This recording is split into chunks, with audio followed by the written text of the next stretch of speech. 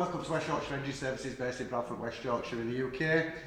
I'm an independent Nissan engine specialist. I've been specialising in these vehicles day in, day out now for over 10 years.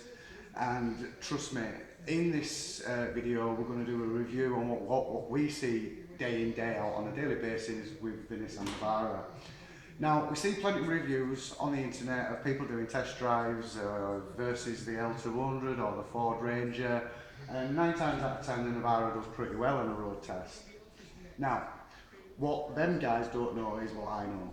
We've been specialising in these vehicles for 10 years now. This is a 59 plate. It's only covered 75,000 miles and it's coming from major engine failure. The timing chain has failed. It's done 75,000 miles and it's going to cost the customer about £3,000 in repairs. Now, what I've learned over my lifetime working on these vehicles is everything fails. Absolutely everything at all. So my advice, if you're wanting to buy one that's covered at any more than 80,000 miles, expect to be spending some money on it, and it can get expensive. I've got some poor customers where everything's failed, everything you could imagine, and it's quite shocking really, because they do buy this truck for a particular reason. Most people, whether it's towing a mini digger, horse box, or boats, anything, and the engines are just not up to it. The actual standard of the engine and the quality of the metals inside the engine is absolutely poor and cheap, and you really need to be aware of it. Come and have a look at some of the things that we see on a regular basis. Now, the main shocking one is the crankshaft snaps. I think I've mentioned this in other videos. There's two out of 2010 onwards, and I can tell that they've changed the grade of the quality of the engine. The journal sizes are no different than the earlier D22 model. So what they should have done is stuck with the crankshaft they use in the D22 engine and stuck that in the Euro 5, but they haven't. They've changed the quality of the metal, and I can tell just by the feel of it. When I say everything can fail in these engines, trust me. EGRs go faulty, suction control valves, fuel pumps, fuel pressure rails, DPF filters, cam chains, crack cylinder heads, all due to poor metal, poor quality metal. You think you'll have seen this in his other videos. That's the timing chain snapped. As you can see there, quite clear.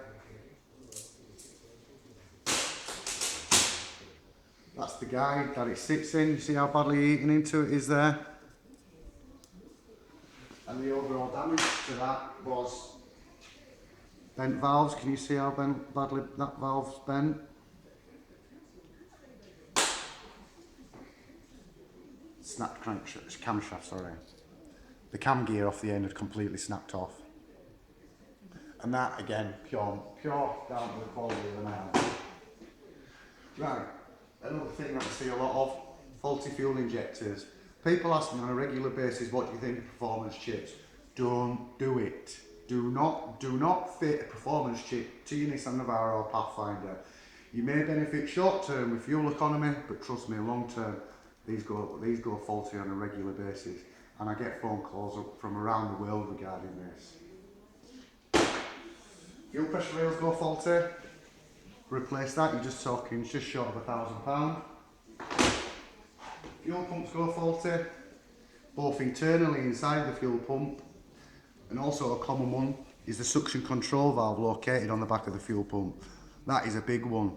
Symptoms for that is you'll come to a junction and all of a sudden the engine will die. It won't rev, turn the engine off, turn it back on and she'll start again. She'll probably go another 50 miles, come to a junction and she'll do it again.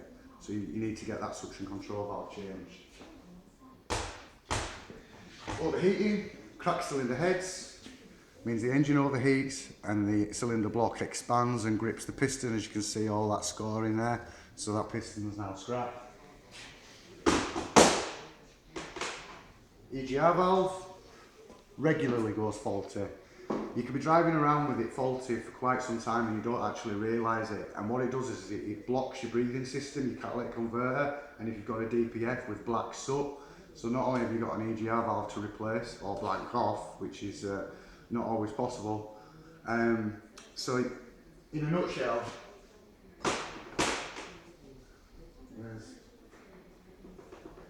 Look at this crankshaft gear that drives that chain.